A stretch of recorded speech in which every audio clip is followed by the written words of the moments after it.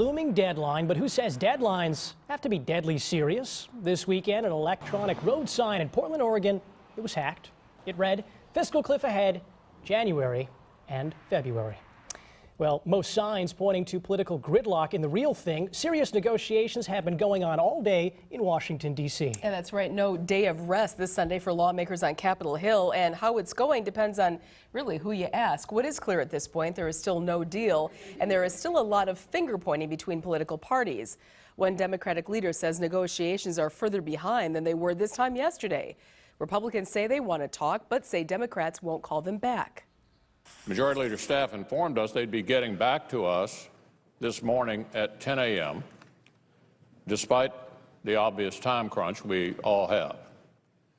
It's now 2 p.m., and we've yet to receive a response to our good faith offer. We have been negotiating now for 36 hours or thereabouts. I've had a number of conversations with the president, and at this stage we're not able to make a counteroffer. Senator Reid hopes to have a vote tomorrow. The deadline for some kind of a deal comes as we ring in the new year. If you own a wallet, purse, or bank account, the fiscal cliff deadline affects you. Our Ben Handelman breaks down the numbers and how much fiscal cliff diving will sting. They've had months to come up with the deal, the fiscal cliff now being counted in just hours. Come January 1st, if no deal is reached, get ready to start seeing less in your paycheck. According to the Tax Policy Center, those in Wisconsin making between $20,000 and roughly $40,000 could pay more than $1,200 a year in taxes. For those making between $40,000 and $65,000, you'll pay almost $2,000 more. And for the upper middle class taking in almost $110,000, get ready to see less than $3,500 per year. I think this is just, I mean, it's mind-boggling.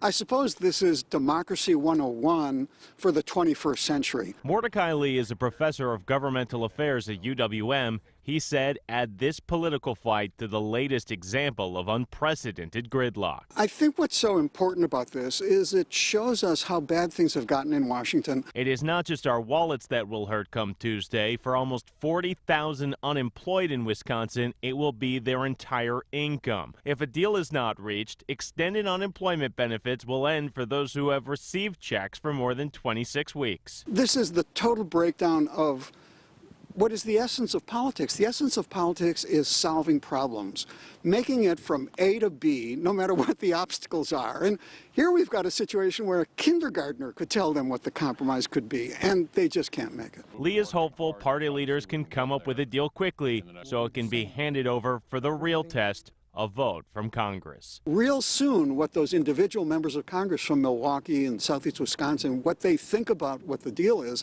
that's suddenly going to be the most important news of the week. Ben Handelman, Fox 6 News.